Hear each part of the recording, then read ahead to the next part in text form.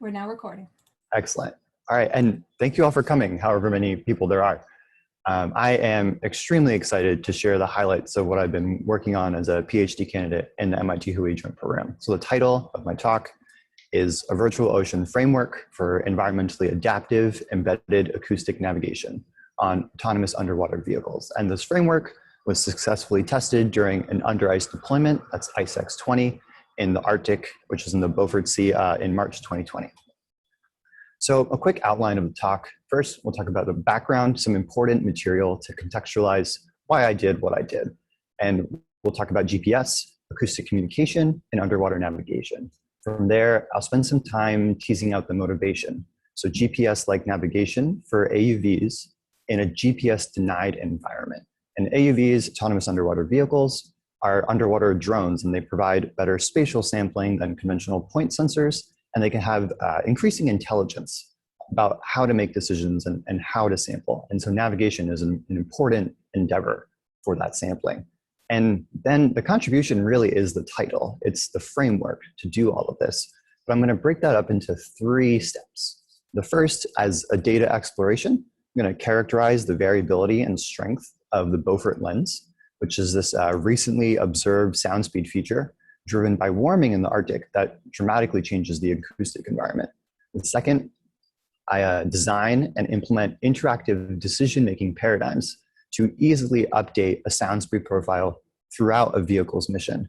And that sound speed profile is an important input for all of this environmentally adaptive behavior. And the third are the algorithms and field results that demonstrate real-time acoustic ranging matching GPS-like performance. And to our knowledge, including Henrik, these results are the first field deployment to use a model-aided physics-based computational engine in a real-time underwater navigation paradigm. And so I'll spend the most time on that last step, and I'll point out that the section number, page number, progression during the talk will all be noted in the top right. So if you have any questions, just note that down. So before I get into the details about underwater navigation, I want to first discuss GPS, which is a technology we're all comfortable with and we take for granted. But it's fundamental for terrestrial and air-based drones in a way that it isn't for underwater drones. And it provides around 3 to 5 meters of accuracy and precision. So here's how it works. Satellites don't actually keep track of where they are. Ground stations use radar to keep track of those orbits. And those ground stations share that information to all the satellites via Central Command Center in Colorado. And then the satellites get that information and continuously broadcast their own location with a timestamp message. And a GPS receiver, like your phone, does the hard work. So that black dot over Massachusetts, it receives all those things, computes its own location using satellite position and one-way travel time. And I only need 4 well-positioned satellites to get a good GPS fix. Your phone often connects to 8 to 10. And so there are some important engineering concepts here. So timing allows for positioning, which allows for navigation. And for GPS, timing is done with a chip-scale atomic clock that's synchronized across all these satellites, and it's got nanosecond resolution to account for the speed of light. And positioning is done via trilateration, which is the overlap of those spheres from before. And those spheres have a radius found by a linear, deterministic scaling of recorded travel time by the speed of light. And navigation, right, implies some autonomy or control, like a decision to make a right turn. And so GPS is a great technology for air and terrestrial drones, but the properties of wave propagation, and more importantly, actually, the way we design systems around them is hugely a function of the medium itself. So electromagnetic waves that drive GPS quickly attenuate underwater. So acoustics or sound is the primary but still not ideal form of communication underwater.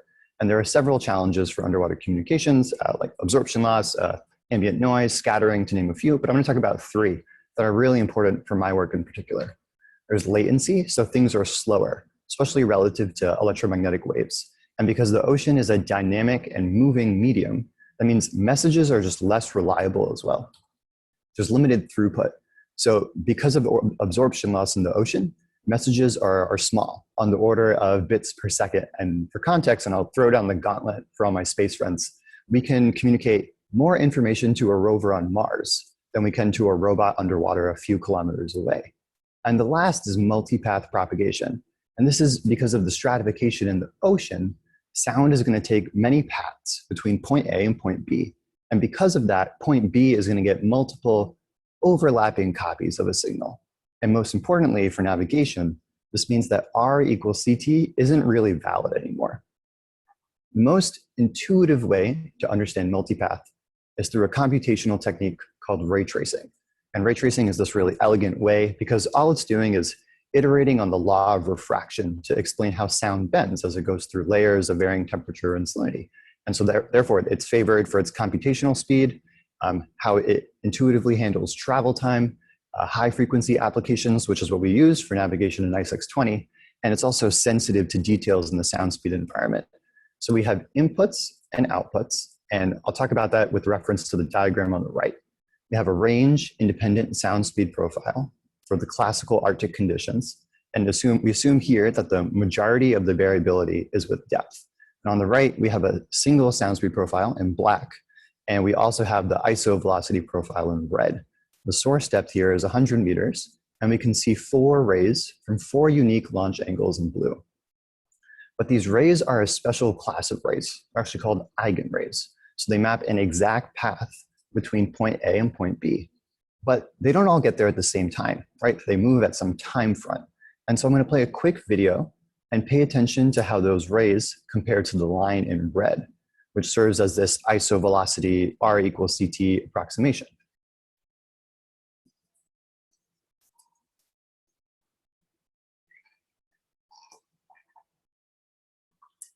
And then there's the bottom bounce. Great.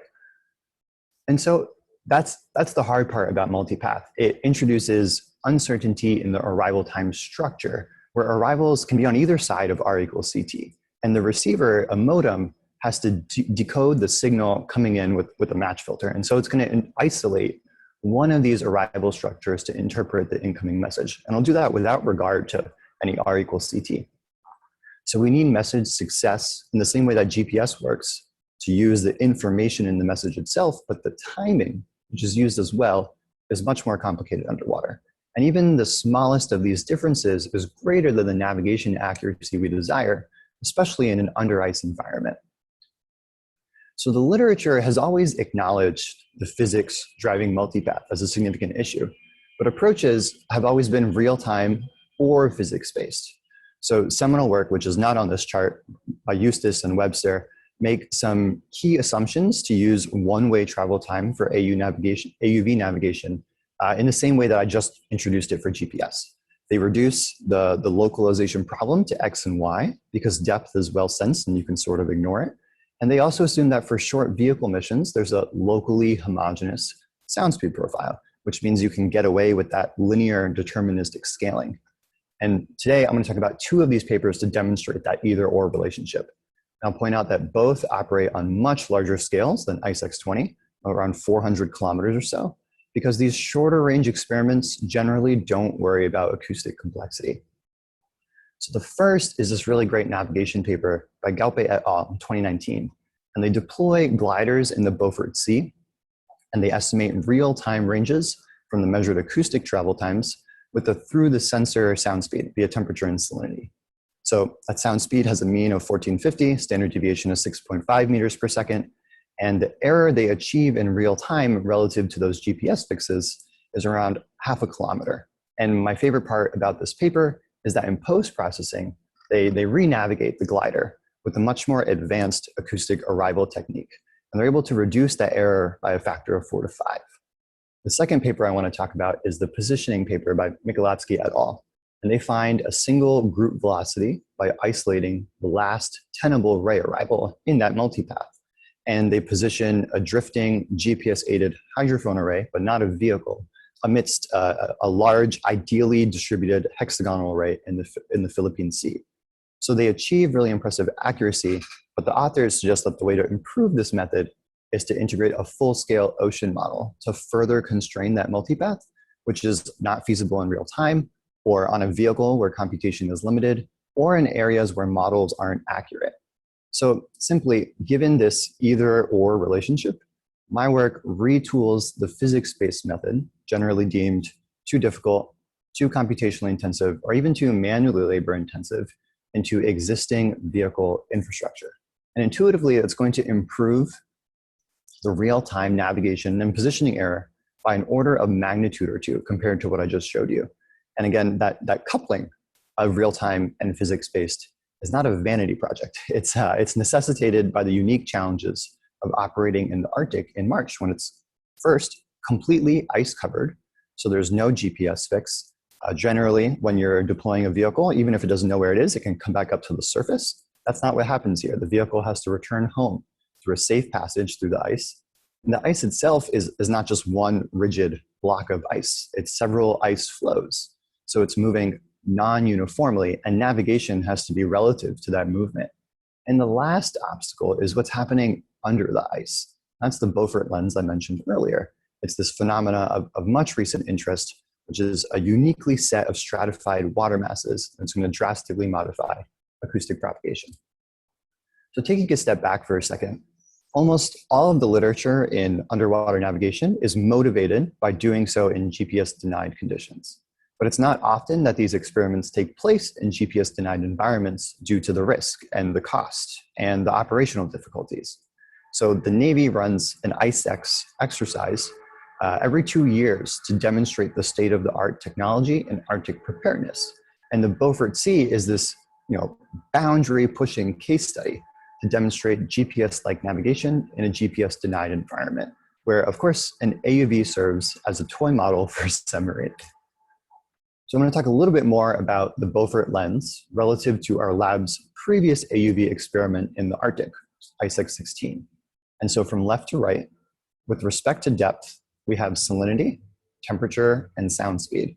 And that's what drives, salinity and temperature are what drives sound speed.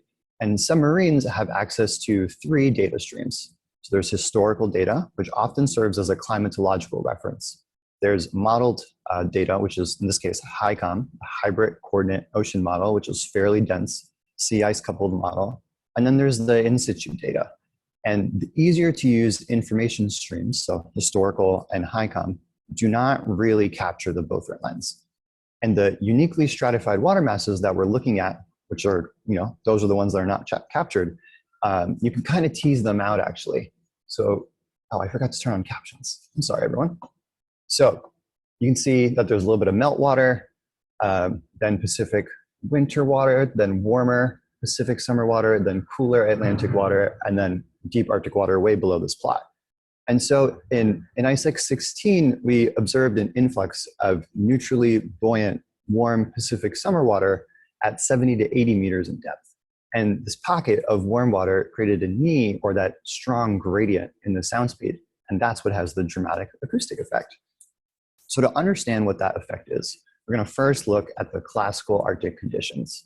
The source depth is at 33 meters, which is what we use for ICE-16. And all these rays are just going to refract upward. And there's a reliable acoustic path throughout the operational, the depth and the range for that AUV in that black box. And these are the conditions we expected to see and take advantage of in ICE-16. But on the bottom, we have the Beaufort lens as actually observed. And that pocket of warm water creates 2 ducts. Ducts are important because they focus sound. So there's that surface duct that has intensified interactions with the ice cover. And then there's, it also degrades signal coherence with all those interactions. And then there's the subsurface duct. And low to mid frequency signals can propagate almost losslessly in that region. But a double ducted environment like this also creates a shadow zone, that big white box in the middle. And that's what dominates the AUV's operational range and depth. And so during ICE-16, that feature severely hampered communication, and by extension, navigation. So the approach from lessons learned in ICE-16, so the approach for ICE-20 is to couple these two into an integrated communication and navigation network. And this simplifies the otherwise competing uses for the band-limited acoustic channel. So let's go step by step here. The AUV is running a hydrodynamic model and ice tracking DVL, and it's going to broadcast its own location every 30 seconds via WHOI micromodem at 10 kilohertz with a 5 kilohertz bandwidth. And that's picked up by 4 ice buoys. You see those in red. And that message is relayed to the centrally located top side via free wave radio. And the top side it's going to convert those travel times into range using this my embedded physics-based prediction method of the group velocity. And from those ranges, it's going to derive a new position. And then from there, it's going to broadcast a position differential on the offset 30-second schedule. And we do the offset, not the absolute position, because of the latency that's baked into this whole system. And so my contribution, this whole framework, actually exists entirely inside step 3.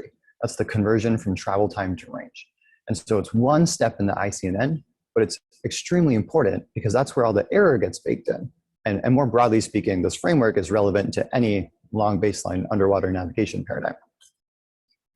And the spoiler here is that this worked. We achieved GPS-like navigation in this total ice-covered environment, but not without complication.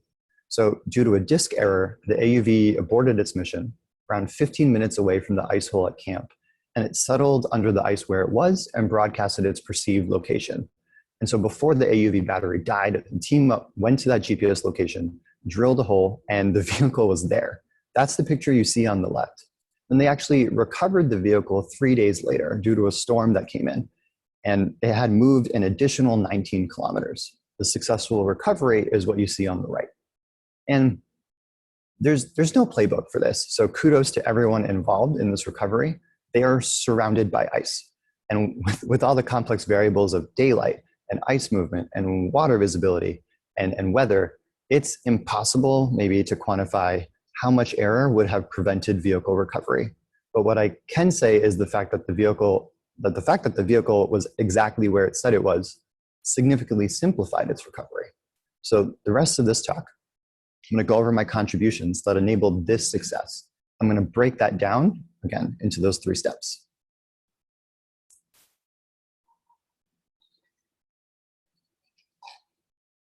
So previously, I've shown that there's one representative sound speed profile for the Beaufort lens, but of course, it's a dynamic feature. So the first task in preparation for ICE620 was to characterize the variability and strength of the Beaufort lens. This work is not possible without the WHOI ice-tethered profiler dataset. So since 2004, WHOI has deployed around 121 of these profilers. There's a surface buoy that sits atop an ice floe, and there's a subsurface profiler that grabs the oceanographic data. And this platform drifts throughout the gyre. The water property data geolocated with that surface buoy is telemetered to shore in near real time. And this is sparse, but the best sampling we have for the Beaufort gyre. Now on the right, you can get some insight into how these profilers move across the region and how sparse they are. Most people use the data set by track, by distinct profiler. So they'll download one or a couple of profilers' data and then choose a timestamp or a physical location of interest. And often for further analysis, a single representative profile is chosen. And I'm pretty passionate about data transparency and automation and the tool side of research pipelines. So I've created my own GitHub repo that interacts with the data server and turns all of this ITP profiler data into a library of independent observations. So you can say something like, I want all the data in this box of interest for the month of March for all years. So all of this software is available as is. Feel free to use it if you're interested in the Arctic. And for the rest of this analysis and also the rest of my work, I use this pipeline to find that there are close to 55,000 profiles in my region of interest. And a little bit more than half of those are going to span valid data between 45 and 300 meters. I picked those because that's where we expect to see this duct. So to think about duct strength, right, we want an easy metric to understand how it's changing. I modify the one proposed by Duda et al. In 2019. So they find the top of the duct or the knee right here, and then they find via like a prominent local maxima, and then they find where the sound speed equals that again, and that's the bottom of the duct. And so Duda uses this box parameter, P equals delta Z times delta C, and instead I just integrate that area to consider the different duct shapes, and that's shown with the shaded region. And that parameter, kappa, is going to scale roughly at around 60% to P, and a weak duct is around 90 meters squared per second. So the first way to think about the variability is depth dependent, along with this range independent assumption. So This figure looks at the histogram of the duct top and bottom, and it's colored in by the median duct strength of all the ITP data that fit that category. So the top of the duct, which is on the left side of the plot, is most concentrated from 52 to 62 meters. And the duct strength here is going to decrease as the knee depth decreases. And the bottom of the duct, which is on the right-hand side, is a lot more variable. And of course, duct strength is going to increase with depth. So what we're seeing here is that the lens, driven by the warm Pacific water, is a lot more stratified or stable than that at the bottom of the duct, which is more spreading and mixing between the colder Pacific water with Atlantic water. But the key takeaway for navigation, right? I'm not a physical oceanographer, is that it's extremely important to consider the depths of the top and the bottom of the duct, because that's going to define the boundaries of that shadow zone. And we can't necessarily hard code where the duct will be. The other way to think about duct strength variability is, of course, with time. So here, the y-axis is duct strength, and the x-axis is time. And the horizontal black line is going to connect the median across all of these. And again, to my knowledge, this is the first looked at the sort of interannual duct strength. So what we see here, with the caveat of this sparse, wind-driven sort of random sampling, is that the duct strength has increased drastically over the last decade and a half, and especially so since 2019. And you can imagine with my automated pipeline, I'm downloading new data once a week or so in preparation for ICE620, and I'm seeing this trend, and I have increased worry for how ducted and complex acoustic conditions would be. And again, this little uptick in duct strength over 2020 can't be attributed to like a different sampling region compared to other profilers of other years. And it's important to note also that in general, that lens is driven by temperature difference within the duct. So in 2006, that's maxing out at only 1 degree Celsius. And by 2020, that's around 2 to 3 degrees Celsius. And that warming is one reason why there's a lot of interest in the Beaufort lens in general for physical oceanographers and acousticians alike. And streamlined data analysis like this helps us paint a better picture than point sampling. So overall, when you look at all this data, only 6% of it matches what we consider to be the classical Arctic sound speed profile that's monotonically increasing. Half have small but relatively unexploitable ducts, where kappa is less than 90 meters squared per second, but about 40% have strong ducts, where kappa is greater than twice that. And so there's wide variance in the expected ducted conditions, and you can't really predict them. Okay. So we've established that the Beaufort lens is this highly varying feature, and some of my other work and recent literature also think it's fairly discontinuous and non-uniform and evolves along with eddies and filaments. And so this next part of the talk, I'm going to focus on how I anticipated ducted conditions for ICE620. And namely, that's through the design and the implementation of tactical decision aids to leverage sound speed profile information for environmentally adaptive behaviors. So TDAs have a strong history in naval operations, and they have two purposes. First is to assimilate data conveniently, and the second is to provide some tactical insight to a complex problem. But the cornerstone of the TDA, which is a prescient insight into machine learning in general, is that the responsibility for this decision remains on the human operator, not the algorithm. And so for ICE620, Lieutenant Bradley Howard, a master's student in our lab, is the human operator. And the complex problem is, of course, how the Beaufort lens may impact underwater navigation and how a changing Beaufort lens can impact underwater navigation. So my approach here is this, again, sort of the title, the embedded virtual ocean, which provides a modular sound speed profile integration. And this draws on a long history of environmental adaptivity for coupling oceanographic fields with acoustic sonar performance, for parameterizing path planning, for characterizing ocean features like plumes in real time. So the first step is to preload multiple basis function representations of the sound speed profile onto the AUV. And the way that works is all it takes then is a handful of weights projected onto the basis function themselves to recreate a sound speed profile. I'm not going to go into it today, but I used like an empirical orthogonal function analysis to do that. The next step, part B, is that before the vehicle goes underway, we take a CTD, which gives us some local desired sound speed profile. And this is where the TDA steps in. the first CTD anchors which basis function to use. And for any consecutive CTDs, the user can evaluate a set of weights within the graphical decision-making framework to best estimate the acoustic propagation environment. So the user is going to choose the relevant ray tracing parameters to reflect the operational scenario, whether it's more important that the vehicle is matched further away, at some depth, at some travel time. All of that is configurable.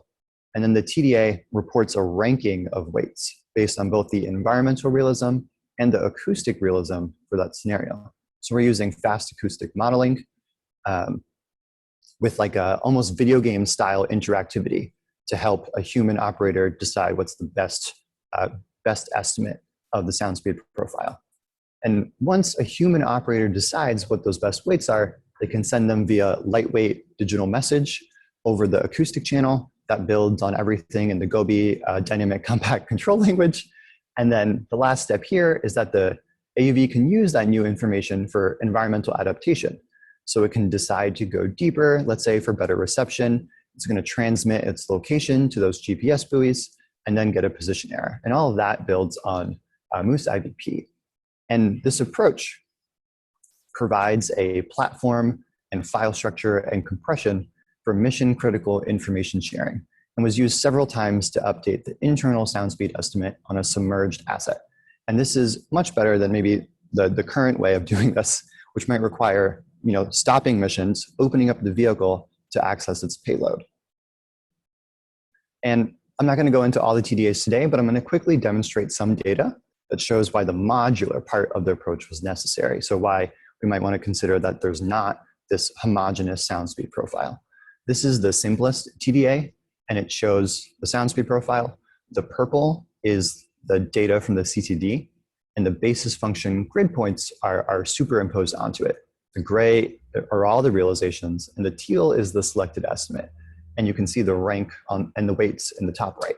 So here on March 9th, we see a considerably high duct strength, and the estimate is roughly 3% greater.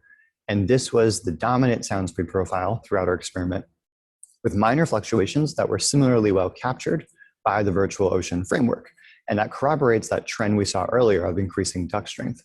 But on the second to last day, so before the vehicle went in the water, the duct drastically weakened overnight. And so we now see a duct strength that's just barely considered to be strong. And both of these, right, were high ranking suggestions with minimal error, and neither of these use all the basis functions available. And so the change in the Beaufort lens here validates that idea of needing an updatable estimate for the sound speed, even for relatively short duration missions, given that the vehicle mission was 11 hours. And the fluctuation of that lens that we see here is further corroborated by the CTD on board the AUV, as in it may have been difficult to determine a representative sound speed profile in a through the sensor fashion.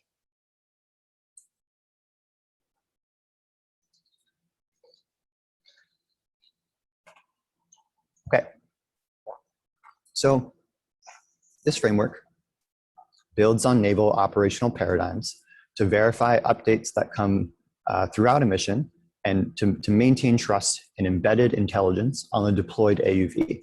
But that framework means very little unless we actually use the information we share.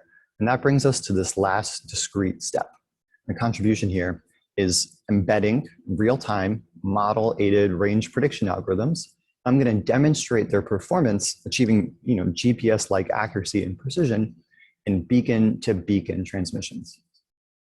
And you might be thinking, why beacon events? The main reason is that the vehicle doesn't get any GPS fixes until the end.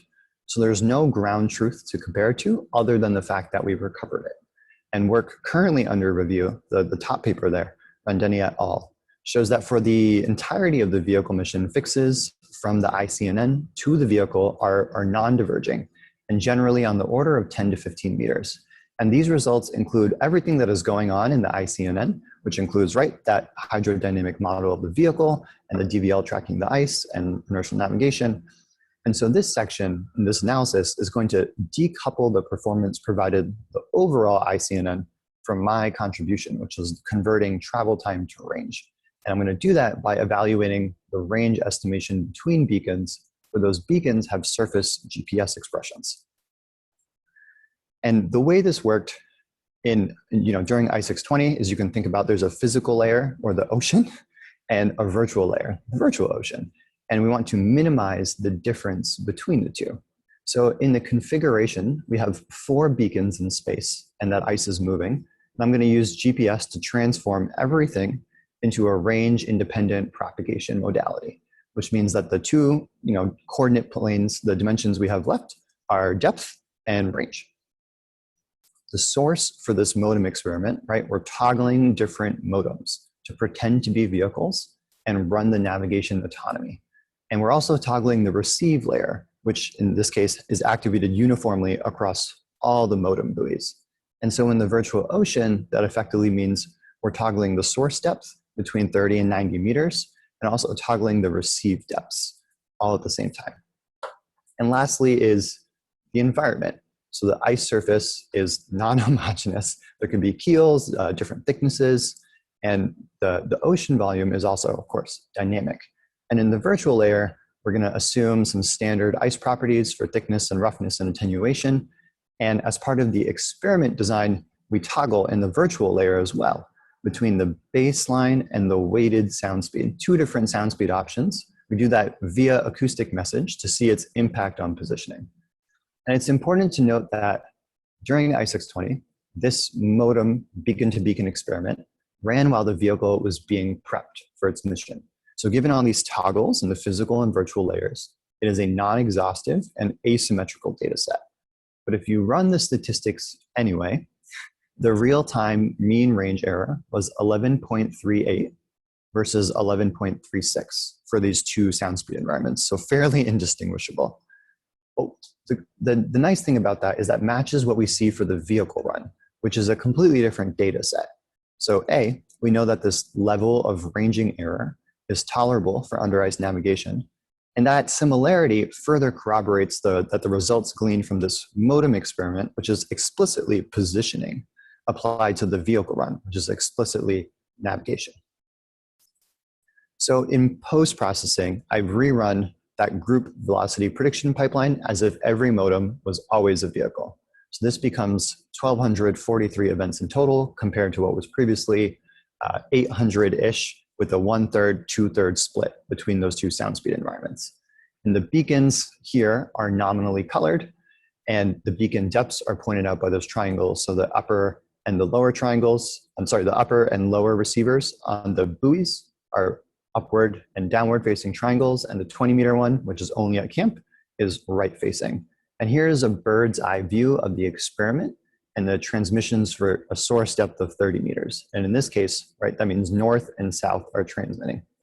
And I do this pipeline for 3 sound speed environments, not just the 2 that were done on the ice. And that's because it mimics what we see for naval operations. So we have, again, HICOM, which is the model that's available.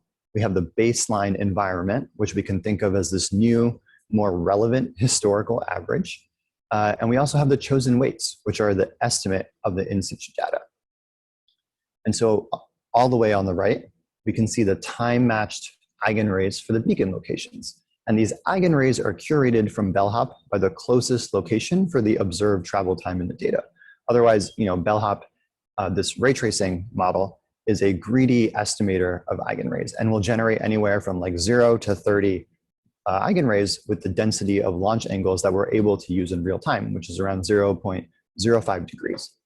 And one thing you'll notice here and how I've organized it is that the sound speeds are organized by increasing duct strength. And the eigenrays accordingly have increased multipath via surface interactions. This is easiest to point out when we look at the transmission to this guy all the way out here. So in the HICOM environment, there's 2 surface bounces. Here we identify 3, and here we identify 4. So each of those extra bounces is going to change the horizontal component of the group velocity. And we'll actually keep revisiting that transmission as a very excellent case study of how all of this works. So keep that in mind.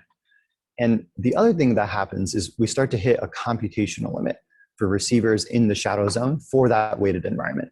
You can see, right, that HICOM finds these quite well, not a problem at all. But when we get to strong ducted environments, these rays are stacked. They're not really actually eigenrays for these locations. And this is the eigenray for this location. So it's just missed it completely. And so the really complicated multipath environment compounded in what we see in these simulations is what drives a lot of that 11-meter range error in the group velocity prediction. So what we did in real time is what I'm calling a minimal bounds criteria. And what I introduced in post-processing is the nearest bounds criteria. And there's negligible computational overhead between the two, and they're fairly similar. So for the minimal bounds criteria, I'm going to assume that the group velocity, u, is smoothly varying in range, and that the most coherent arrival will be the one with minimal multipath. And to calculate the group velocity, I make the small local grid to build in some cushion around the navigation's extrapolated range and depth, and also cushion for bellhop. And I find the eigenrays in that grid. I take the power-weighted average of the group velocity for all the eigenrays with the least multipath. So first we look at all the direct cases, and if there are none, we move to one bounds, so on and so forth.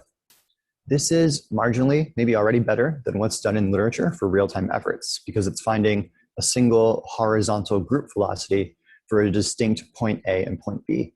But we know it's prone to overestimate because it's going to choose the least complex multipath. And there's a lot of multipath happening. So the other prediction method, this nearest bounds criteria, I assume that the group velocity is smoothly varying in range and multipath structure. And the difference in this approach is that over the same grid, I'm going to find the power-weighted arrival time for several number of bounces. I'm going to choose the one that's closest to the recorded data. So now we have two conditions in this post-processing, data-driven, effectively real-time virtual experiment. We have the sound speed input, and we have the velocity prediction method. And then the group velocity is simply just multiplied by the observed travel time to estimate range. So first, let's think about this as showing all my work. We're going to look at the group velocity predictions for a source depth of 30 meters as a fairly illustrative example of what's going on. So the y-axis across both is the group velocity prediction. The x-axis is the recorded travel time. The left panel is for a receiver depth of 30 meters, and the right is for a receiver depth of 90 meters. And here I've also colored in the different sound speed inputs. So HiCom is beige, the baseline is gold, and the chosen weights are blue. And the group velocity predictions from the minimal bounds criteria are shown by dots, so these up here. And these almost always sit above the group velocity predictions from the nearest bounds criteria, which are indicated by all these shapes. The shapes indicate the number of bounces. And the one instance that they don't is way down here. And that's because the minimal multipath is dominated by a single bottom bounce. And that's not at all what's happening. When you revisit and try to find that nearest bounce, right, you get that eigenray with 4 bounces.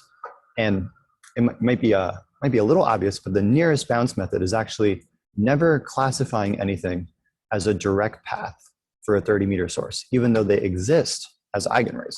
And importantly, the instances where multipath changes, we see discontinuities, which verifies that initial assumption that they're slowly varying in range and multipath structure. That's easily demonstrated here, right? So we see a set of 3 bounces like this, a set of 2 bounces in a different environment, but for the HiCom environment, here's 1 bounce, and then there's a discontinuity for 2. And lastly, the group velocity is going to vary with both one-way travel time, but also with receiver depth if you compare the 2 panels. And this is a huge difference from the deterministic scaling with that local sound speed measurement, which would bake in some error that would just grow as the receiver was further and further away. And we're slightly bending that initial assumption that we can just do X and Y. We're seeing some depth dependence in the propagation. But of course, let's compare that to what we're actually trying to predict, which is this naive group velocity prediction. And so here I define that as simply the GPS-derived range divided by the recorded travel time, and that's superimposed in dark orange.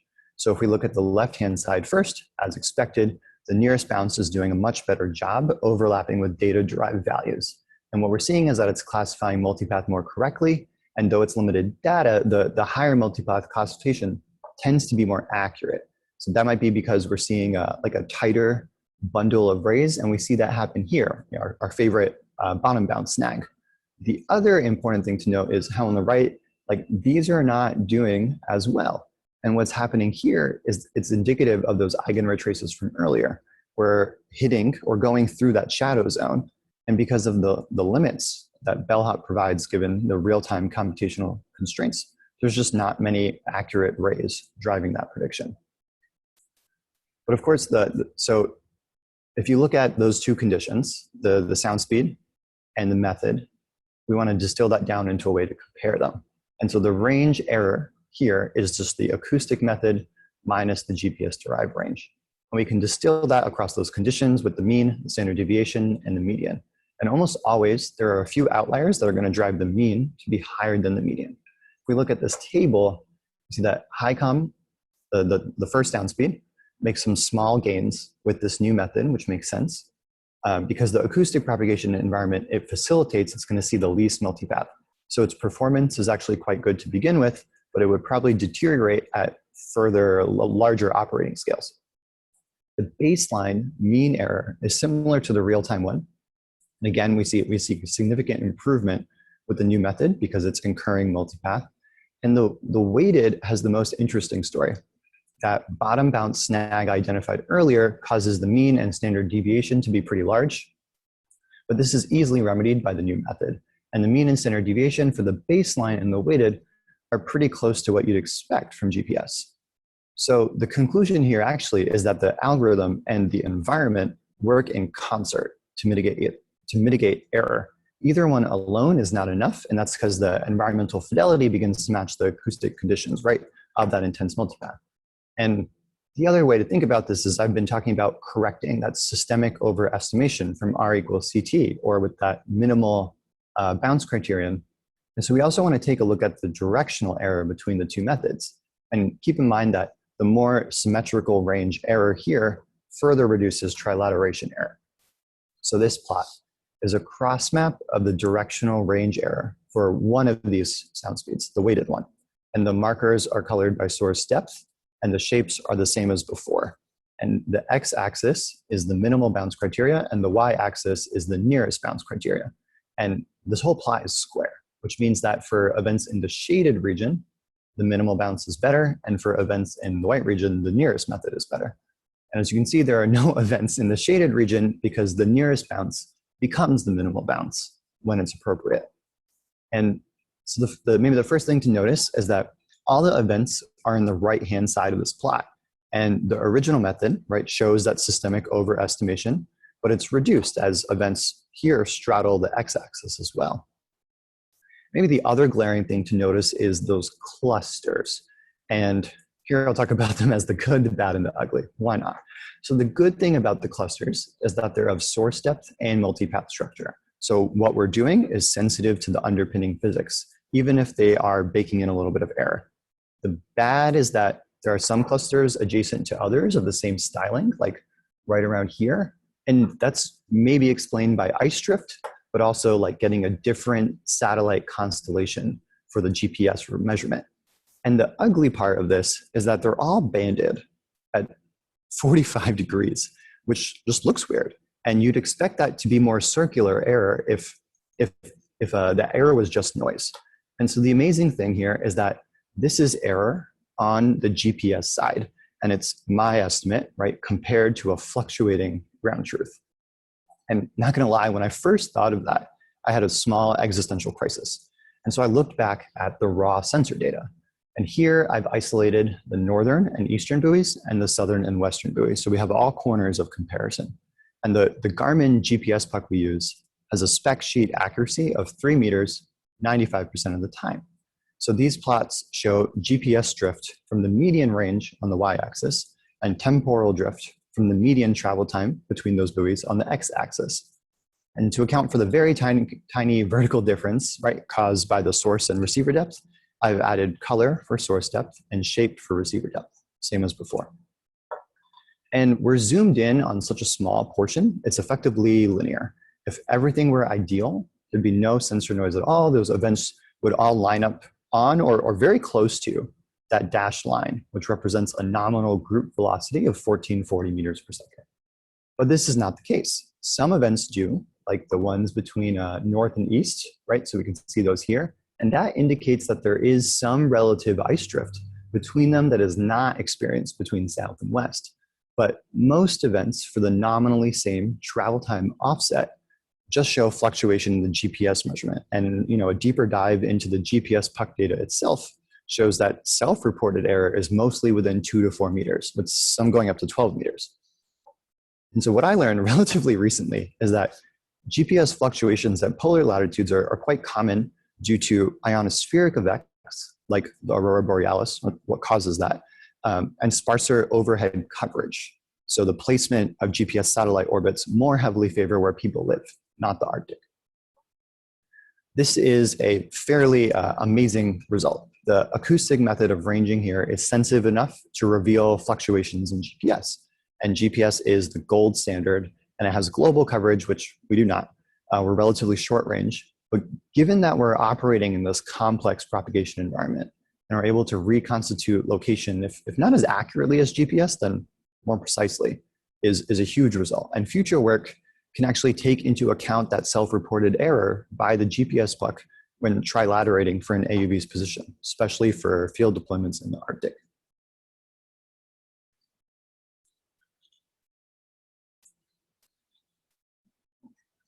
To conclude, given that studying ice-covered regions is becoming increasingly important as they're extremely sensitive to anthropogenic climate change, they're becoming more navigable and accessible and polluted, but also that studying and monitoring them with crude science is extremely difficult and expensive. Robots are a great platform. And even then, they face significant operational and acoustic challenges. So my contribution is this end-to-end framework with the real-time conversion of recorded travel time to range in this physics-based modality, which is going to make underwater navigation and vehicle operations more robust. There are 3 steps to the framework. The Arctic Ocean at depth is severely undersampled. So I utilize the best available data to synthesize sound speed variability and to facilitate a lightweight digital acoustic message for a band-limited communication channel.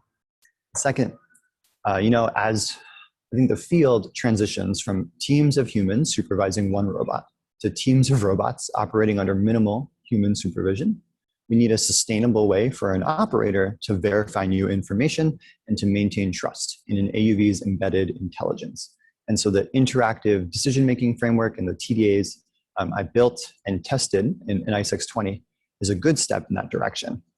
And the last is this stochastic real-time model-aided prediction of the group velocity.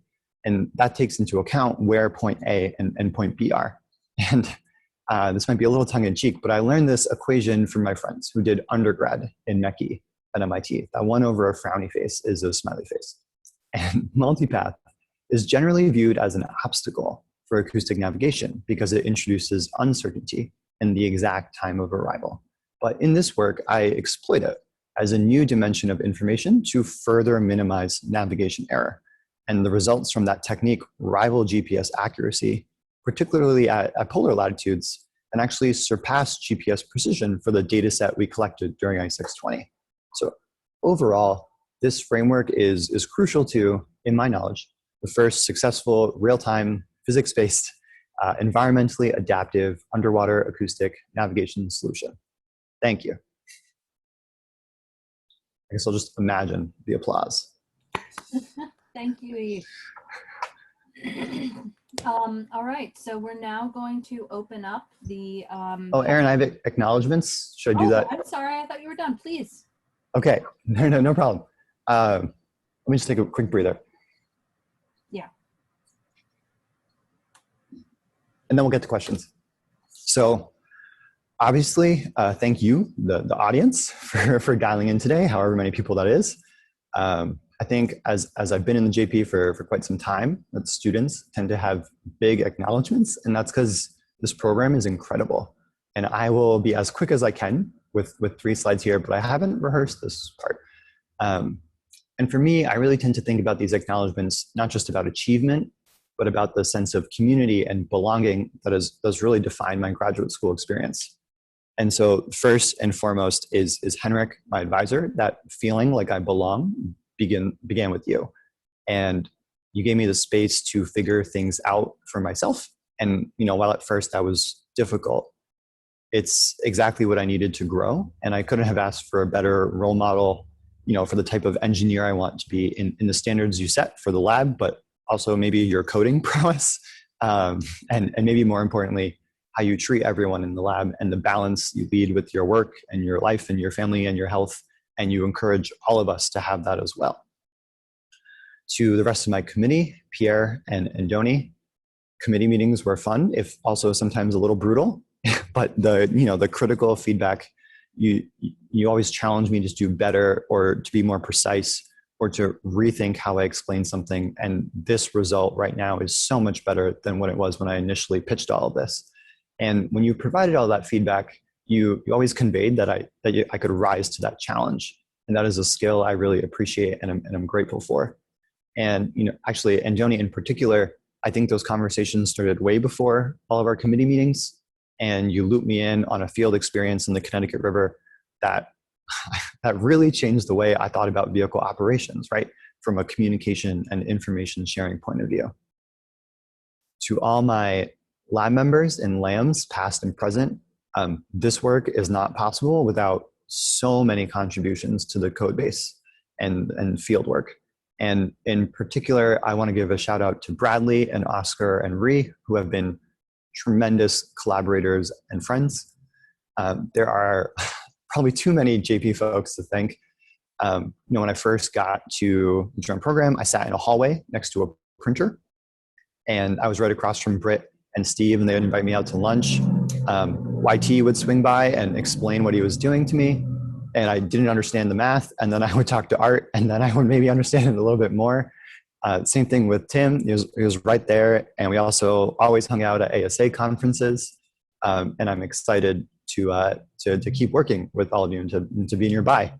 I think Hanu, Sam, and Caroline, all of you taught classes that were fundamental to my work, and I wish I had taken them earlier. And I can't thank you enough for putting in all that time. John and Rich, those are the folks that run the ITP program. I've sent several emails being like, what about this file? And what about this profiler? And they've always responded very kindly, and I'll certainly take you up on the offer of visiting the lab. Gwyneth is such a good personal and professional mentor for me. And Art and Bob have always given me really good feedback on my work, and I'm excited to keep collaborating with them. And of course, I also have my funding sources, the NDSCG Fellowship for 3 years, and otherwise everything through the Office of Naval Research. There's a lot more people. All of these people have certainly shaped my career here at MIT and WHOI and Joint Program. And Alvin, Luke, and Nancy, I think your leadership for me was life-changing and lifelong, and I'm just happy to have been in your orbit, and I'm so excited for all that you've done for MIT and all that's ahead of you. The Massey community, many of you might know, I've been a GRA for 5 years, so there's probably some undergrads that I've mentored right now on this call, but this has been my home and truthfully my family in Cambridge. And I can't imagine my experience without all of these people in my life. I picked up squash, and those are some of the best engineers I know, Emily, Sahil, and Victor. Took some really tough Mechie classes with, and can't thank them enough, and I'm excited for all of your defenses as well. I'm going to cheer you on then. Harry and Chris as well, I played squash with for almost 2 years, once a week. And it only stopped because of the pandemic and because Chris defended. And it was always the highlight of my week and always kept me afloat. Over the last year, I've been very fortunate and honored to serve on the DEI at MIT steering team, making a 5-year plan for what the future of MIT looks like with respect to diversity and inclusion. And in particular, Ufu and Bianca, student leaders, I have learned so much from you, and y'all are great. And I can't thank you enough. And then lastly, on the left-hand side here, APO, Chris, Julia, Leah, Meg, Julia, congrats on the retirement.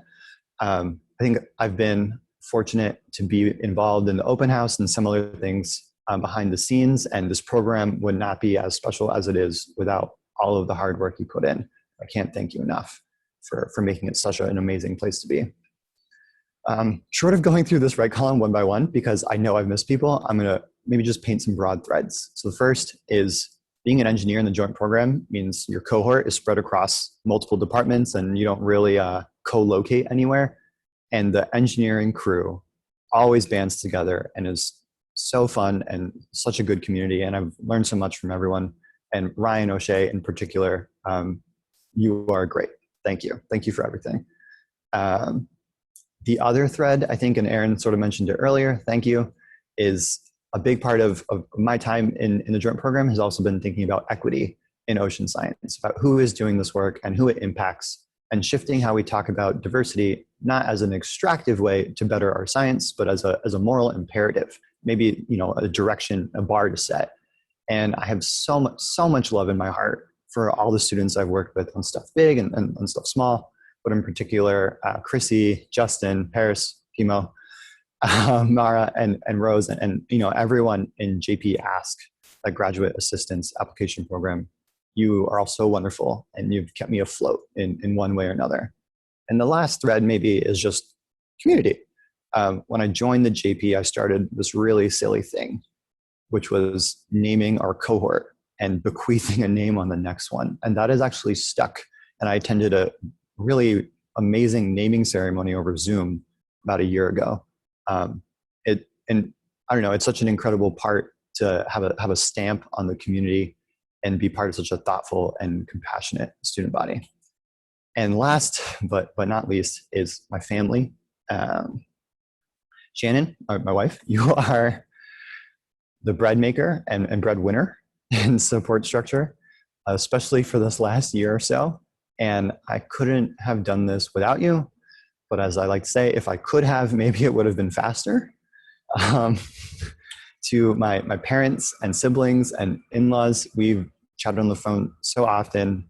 And, you know, actually, maybe I'll tell a quick story about my parents, which they were initially pretty confused about why I wanted to get in a PhD in oceanography. They didn't really know too much about it.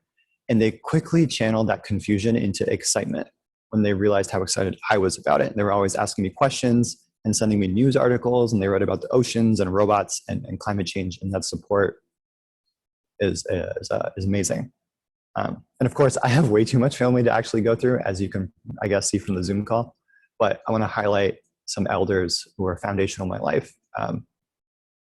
First, Dalikaka and Babu, who have stepped in as my paternal grandparents, my Nani, my maternal grandmother, and my Nana, my maternal grandfather. And I think about them and the choices they made and the risks they took, and that's why I'm giving a PhD defense today. My Nana had a really amazing capacity for rumination and pontification and such a passion for teaching. It's my first teacher. My Nani, you know, really embodies, I think, what it means to live a purpose-driven life. Purpose for her is her family. And Dadakaka is such a comfort with numbers and mathematics and talks about it all the time. And Babu, you know, without formal education, has crystal clear insights about Newtonian physics and such a penchant for details and how things work. You know, to the four of them, you know, Baduhu karuchu ane karididu mane tamara ashirvatche. This degree is as much mine as it is theirs. And lastly, on a you know, really uplifting note, my Nana is not holding me as a baby. He's holding my elder brother. And I want to give a quick shout out to my nephew, Hanu, who joined early today and is probably asleep. I cannot wait to meet you. And I'm very excited to follow your lead and take some naps. And with that, Aaron, thank again for everyone coming today. And I would love to hear your questions, especially if you're a student, and I'll pass it off to Aaron to facilitate that. Thank you, Ish. And so now we're going to open our question and answer session. Please put your questions in the chat, and I will read them for Ish to address. Bradley's also putting in the chat a reminder, anyone at MIT, there's going to be a gathering at Stratton Student Center at Kresge Circle at 12:30 to celebrate Ish. So, all right, any questions?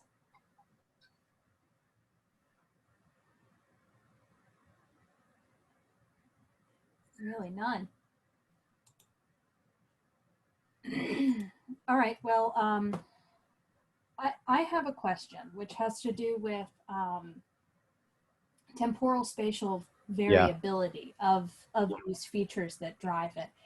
How are you accounting for that? And is there any sort of tracking of what's due to a spatial variability if you're on an AUV versus the temporal variability?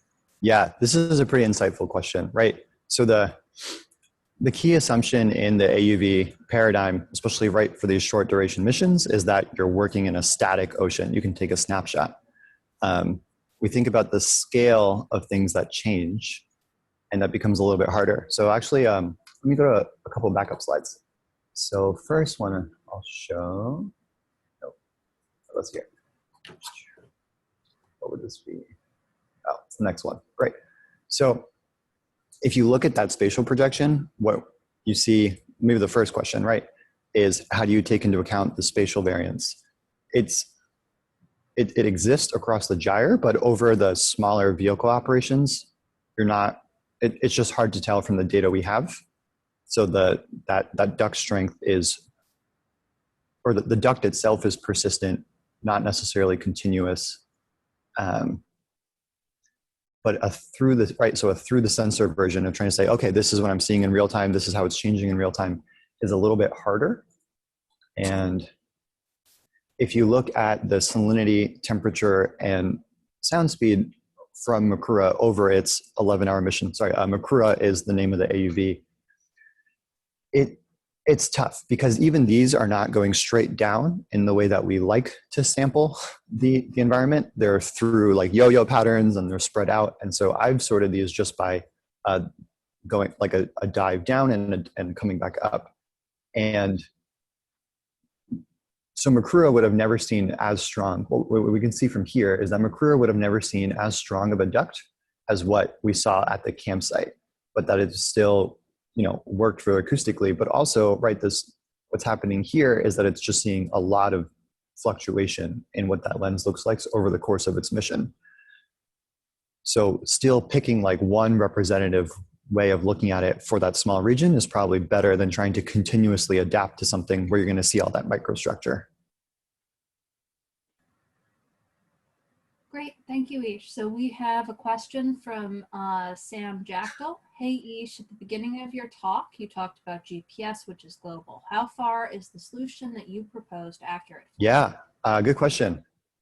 Probably no more than 5 to 10 kilometers. And that's just based off the frequency we're working on and how, right, when it's going to attenuate. Also, actually a caveat here is that the upper receiver, the upper source at 30 meters was probably going to attenuate pretty quickly, but that lower one is in the duct. So that one actually might go pretty far. If I'm going to go back to that literature slide.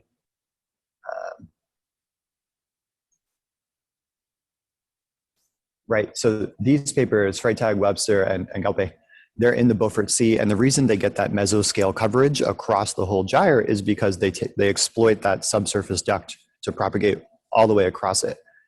To get some underwater equivalent to GPS, you would need like several acoustic nodes across the ocean so that any vehicle could like tap into one and then tap into other, the same way that we have satellites.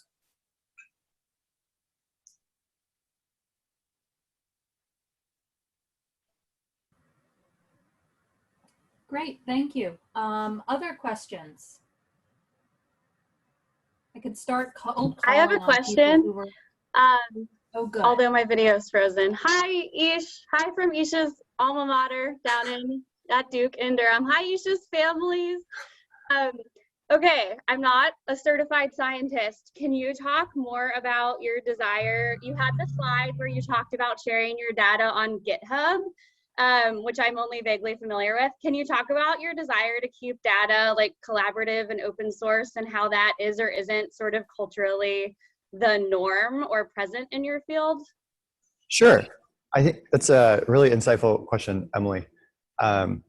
I think maybe more so in my generation that grew up thinking in code as opposed to math, that, and along with a lot of, even top-down efforts of like fair data, accessible data, that the direction of the field is, data quality is really important to verifying stuff, and thinking about long-term trends, and data is really what undergirds the conclusions that we can make. At the same time, data is really expensive. So it's just like hard to store, hard to work with. It comes in all these different formats. And there's also maybe like a weird thing of, if you went to get the data, like you want to take a first stab at your results and conclusions before letting anyone do it, because what if they come up with the same thing at the same time? So I think what I'm passionate about and what I'm, very grateful to this ITP program is that all of that data is pushed to the server in pretty much near real time. And I think as a lot of our research becomes model-based, computational-based, what have you, that showing our work in code and sharing with it and developing community tools is a much more efficient way of collaborating than looking at the paper and trying to recreate the method that they described. It also, it means that you sort of have to do it exactly what you say you do, but also that you can get the best output because a lot of people are working on it together. Thanks for sharing that. Thanks, Emily. Excellent. All right, so next question from Christopher. Eeshan, wonderful job. What do you think it would take to do processing on the platform to use the arrival structure to determine if you might have mismatch between the model running on the platform and the real ocean? Yeah. By Christopher, I'm assuming this is Chris Verlinden. Okay. Yes. The yeah. Got it. Thanks, Chris. Yeah, so I think the caveat here maybe is like, why do you need to explicitly do it on the vehicle, right? So the one thing is like when you think about the design versus why do it versus like should it be done, all of that information is going to be co-located in one place. So it's certainly easier to do on the top side because it's getting multiple nodes. If you flipped the whole satellite or that whole satellite system somehow, so your vehicle now had access to everything, you're already putting everything through the acoustic channel, which seems like more taxing to begin with. But let's say somehow you wanted to do everything on a vehicle, or you're trying to do it in a cold start way, same way that Mikulášsky et al. Propose.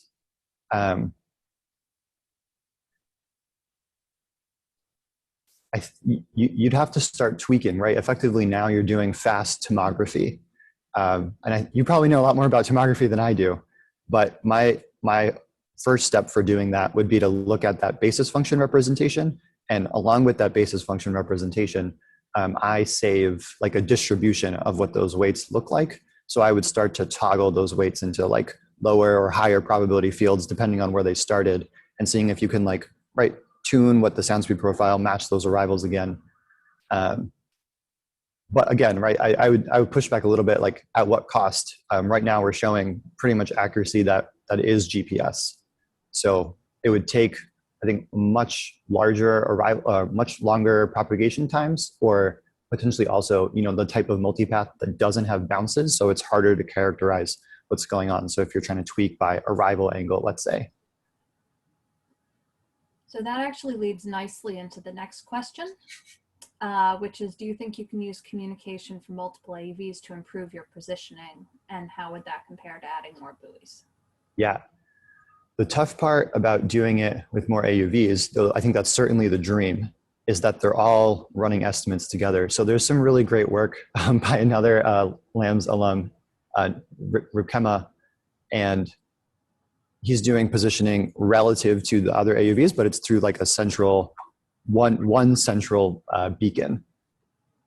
And they just have all like offsets from that beacon. So I think you still need GPS in the system if you want something that can both do absolute and relative. But if you can get away with just doing relative, then you can piggyback on multiple AUVs, or like a sort of distributed hopping of events to further constrain, right? So one of the great things about navigation is, or when you think about GPS, you usually get 8 to 10 fixes. In ISEX, we're doing 4. That Michalowski paper does 6. And so the more information you get, if you can assign some confidence interval to how much you trust it, you're probably going to get better. Great. So next question from Chrissy Hernandez. Could this algorithm be applied to an AUV launch from a ship rather than from an ice surface array? Yeah, so I would say great question. The whole framework is pretty agnostic to the vehicle location. I would add that I've already started working on this for the Erminger Sea, so and the Bay of Bengal. So it can kind of work anywhere. The one caveat is that the penalty for the group velocity prediction relies on there being surface bounces to distinguish multipath, and you would just have to curate that penalty based off of what the dominant propagation is. So in many other environments where we don't see that consistent upward refracting, you would want to take into account the arrival angle and some other methods perhaps to tease out what the nominal horizontal group velocity should be.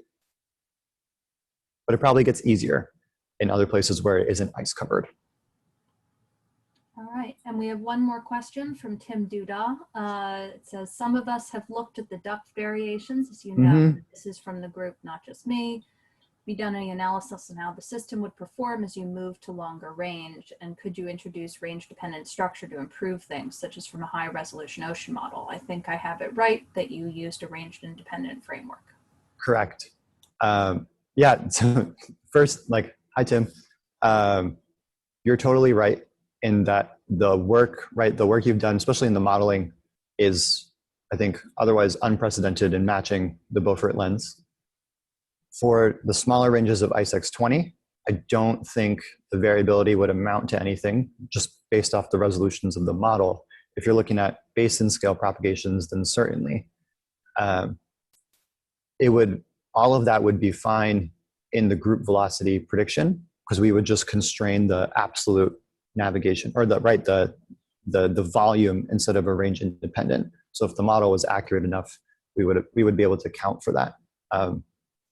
I haven't particularly looked at what fluctuations in the Beaufort lens might do for navigation, but I know that there are several papers looking at the fluctuations, particularly more in the Chukchi shelf than maybe where we exactly were for ICE-X20, and that those fluctuations are actually maybe a little bit different compared to the initial work. So on the shelf, they're seeing more seasonal stuff.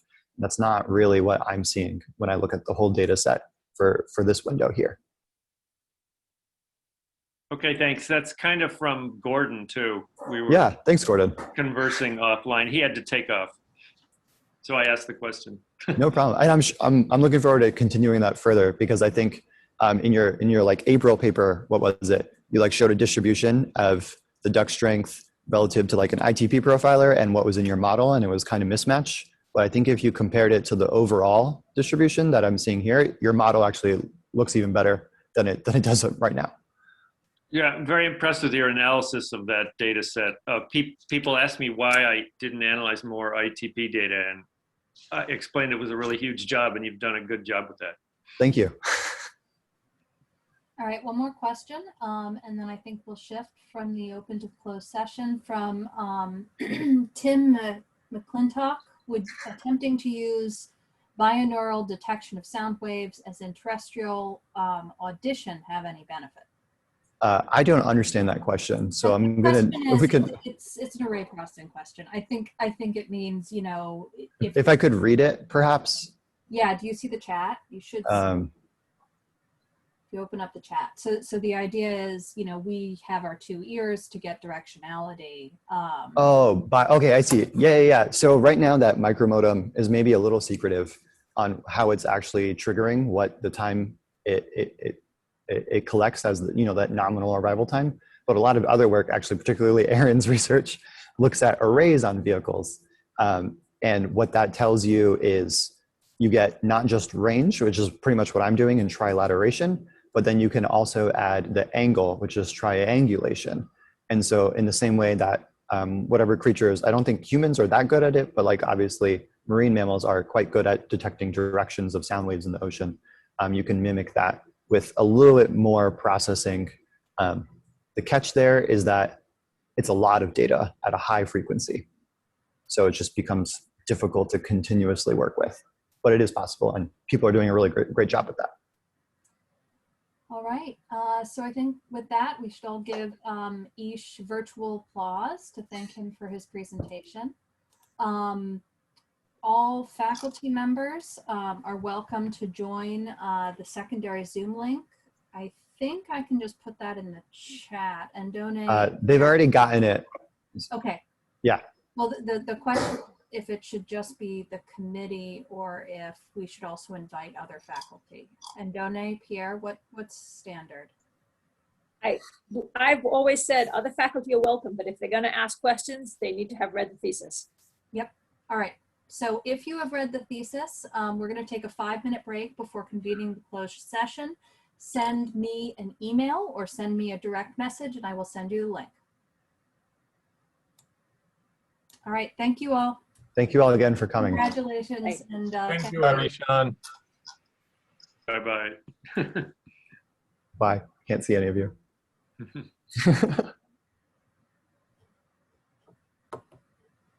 Bye, Ish. Love you. Bye, Mom. Take care.